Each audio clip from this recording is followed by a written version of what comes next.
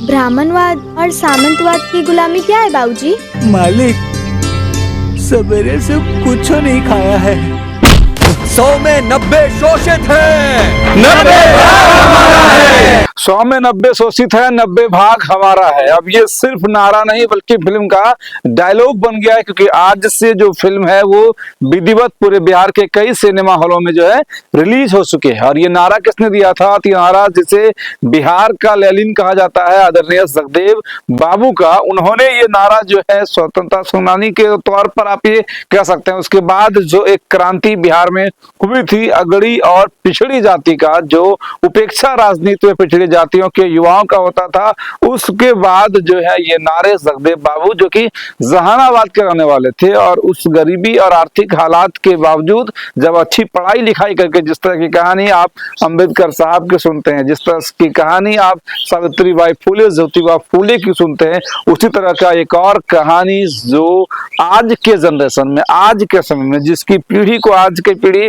जरूर सामने से देखी है या उसकी कहानियों को सुनी है, उसी में से एक कहानी है जगदेव बाबू, जो बिहार के डिप्टी सीएम भी रह चुके हैं। 1968 में जब दौर था सतीश सिंह का, वो भी बाय कास्ट कुशवाहा थे और उस वक्त में जो दौर के बाद डिप्टी सीएम के रूप में जो है जगदेव बाबू को कुछ दिन रहने का मौका मिला, लेकिन थोड़े ही वक्त के बाद 1974 के छात्र आंदोलन में पुलिस फायरिंग में उनकी मौत हो जाती है, गोली लग जाती है। और ये पूरी कहानी पर आधारित ये फिल्म है, जिस फिल्म को रिलीज किया गया है लगभग 2 करोड़ की लागत से ये भोजपुरी का फिल्म बना है। लेकिन एक्टिंग शानदार है और उस शानदार एक्टिंग को शानदार तरीके से इस एक्टर्स ने जगदेव बाबू की पूरी कहानी को उस पर्दे पर, बड़े पर्दे पर दिखाया है। क्योंकि देखिए, भारत के लोगों को या फिर ह्यूमन नेचर को ऐसा होता है कि जो चीज स्टोरी में सुनाई जाती है वो उसके दिमाग में जरूर बैठता है, लेकिन जो चीज उनको स्टोरी को फिल्म के माध्यम से, वीडियोस के माध्यम से, खासतौर पर बड़े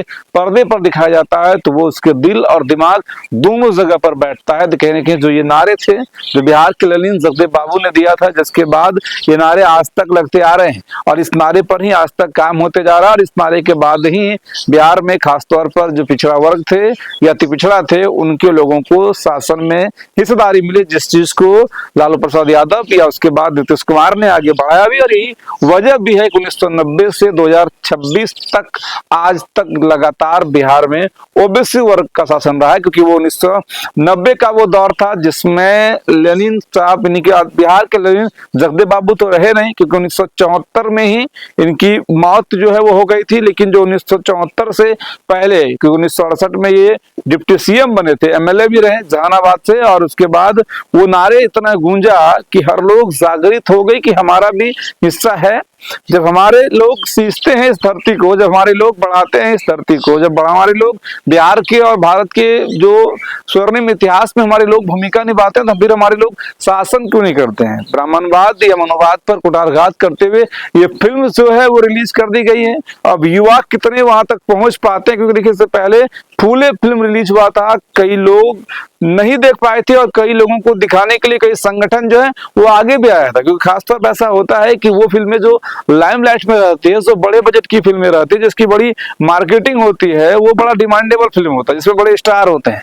और खास तौर पर अगर एक महान पुरुषों के जीवनी पर जब फिल्म बनती है, पहले तो कुछ फिल्में कंट्रोवर्शियल भी हो जाते हैं, लेकिन ये ऐसी फिल्म थी जो बिल्कुल भी कंट्रोवर्शियल नहीं रहा, क्योंकि इनके लाइफ में ऐसा कुछ कंट्रोवर्शियल बातें थी नहीं। लेकिन जरूर है कि मनोवाद या ब्राह्मणवाद पर यह फिल्म सवाल खड़ा करता है, जो पुराने समय का एक विचारधारा था, जिस तरह की जो अगड़ी और पिछड़ी जाति का जो भेदभाव पुराने समय से चला आ रहा था, उस पर कुठारघात करते हुए ये तो सिखाया नहीं गया इस समाज में कैसे रहते हैं। कायदे में बात करो, वरना अभी बता देंगे कि क्या सिखाया गया है और क्या नहीं।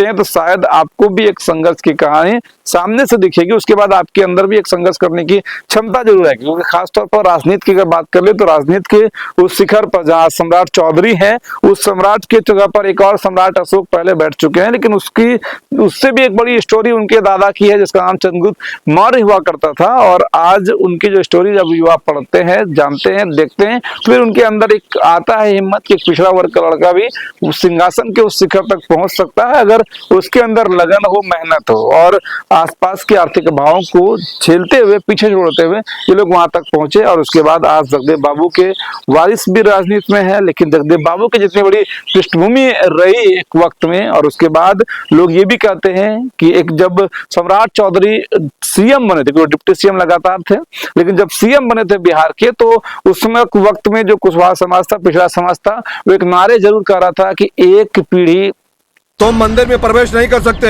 क्यों पंडित जी? क्योंकि शूद्र हो तुम।